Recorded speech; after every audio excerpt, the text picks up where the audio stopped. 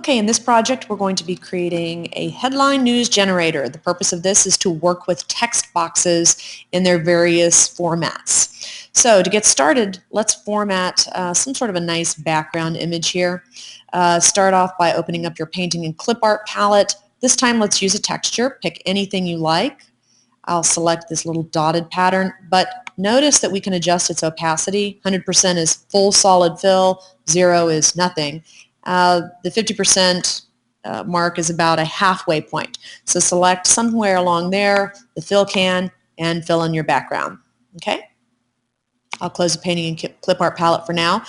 Let's begin by making our first text box. Select this letter A, click, hold and drag, draw out a text box. This text box is going to simply be for putting in a title, headline news. I can select the text, choose text, font, size, format this, make it big, okay, make it a little smaller, whatever you like, change the color and the style. I can even command click on the box to stretch it out, okay, adjust the sizing. And then once I have that, I will control click and select transparent. I don't want to see the box for this, my headline. I just want to see the text itself. Now we're going to make additional text boxes. These, however, we're going to leave opaque. We're not going to make them transparent because we want the user to be able to type inside them. So select that A, click, hold, and drag. Draw out a box about this size. This is the second text box as labeled here. I will control click the box and select edit. And I will name that text box celebrity. I'll make it single line so that it does not scroll. And I'll say OK. Now please be careful here. Notice we're naming the text box celebrity, not typing in celebrity or something in here. Okay? We're not typing inside the box. We're control clicking, editing the text box name, and calling that celebrity. Okay? If you ever need to re-edit, just click on the eyeball, click on the text box, and you can bring that back up. Now in order to simplify my life, I'm going to control click on this text box, say copy it, then I will control click on the background and paste. Control click on the background again and paste one more time. That way I've got perfectly sized text boxes. If you do need to move them around and you clicked off them, you can command click on them and use the little arrow keys to do some slight adjustments. Okay? Now let's take this second box, control click on it, select edit, and call this one number. Okay? All right, on the third text box, again you can control click or you can use that eyeball. And let's call this one Candy. Lastly, I need a button. So I will press the make a button, go down here. This button is going to be called Write the News. That's the label, but the instruction will be Write News. This is going to be a procedure that I will write in just a moment. Leave it set to once. Okay. That button's way too small, so I will command click on it, grab the sizing dots, and stretch it out. Okay. Now, before we get to writing procedures, we actually need another page in this project. You will notice as I look in the lower left-hand corner that this is called page 1. I need to make a page 2. However, before I do that, probably a good idea if I save. So let's say File, Save Project As. You can save onto your desktop. Okay. And I'll call this Headline News. Save. Okay. Let's make a new page. Pages. New page. You'll notice now I'm on a blank page and it now says page 2. Open my painting and clip art palette one more time. Repeat the procedure from before to color in the background with a pattern. And now I will one last time use my text box tool to make a large text box. I will call this text box headline. I won't leave it a single line. Okay, you want this to have many lines. Okay. I'll also make one more button.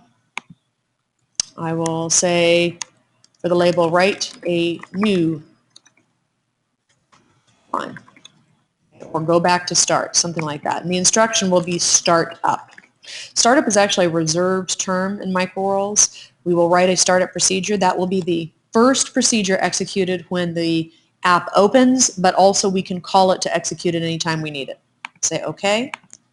Again, that button's too small. Command click on it, stretch it out, at the bottom. There we go. I can move back and forth between my two pages using the arrows, and you'll always know which page you're on by looking down here in the lower left-hand corner. Alternatively, you can click on Project. You'll notice we have all of the pages as well as something called Wallpaper in our project. We'll talk about that in the advanced version of this app. And I can click these little arrows to open up the page and see all of the elements that I have included on that page. Okay? Now, time to write some procedures. The first procedure, as I mentioned, will be the startup procedure, to start up, single word. For startup, we always want to begin on page 1, so I'll just say page 1, no space. Then we want to clear all the text that might previously have been written by the user in these text boxes. So I will say celebrity, name the text box, comma, space, CT, that stands for clear text, number, CT, candy, CT. And if you have text boxes with different names, and you just name the text box, comma, space, and say CT.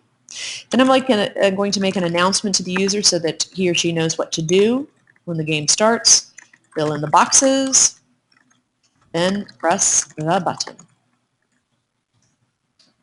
Make sure you put that text in square brackets. And then end. Space down. Last procedure, to write news. This is actually going to take everything that the user input into those boxes, move us to the second page, and assemble a headline. So we need to move to that second page and say, in that headline text box, and I'll go ahead and I'll move over here so you can see what we're talking about. Headline, comma, space, CT, clear the text. Now, insert, space, celebrity, so that we put into this text box whatever text the user typed into the variable text box celebrity. Next, insert, space, square bracket. We use something called the double pipes. Double pipes allow us to simply use a space in any kind of text formatting. The double pipes are located on the shifted portion of the backslash button next to the square bracket keys. Okay? Double pipes, space, pelts, paparazzi, with space, double pipes again, close the square bracket. Now I'll have the program insert number, that's whatever number the user input. This could be something simple like 3 or something crazy like 8 million. Then insert square bracket. I'll do double pipes. This time I'm going to put a space between the pipes because I think I may need a little extra spacing. You can always adjust your spacing and play with that a little bit to see whether or not the formatting is turning out as you like. Next line, insert candy. Last line, end. And that's it. So if I run startup, it should take me back to that first page. It does. It begins running the app. It says OK.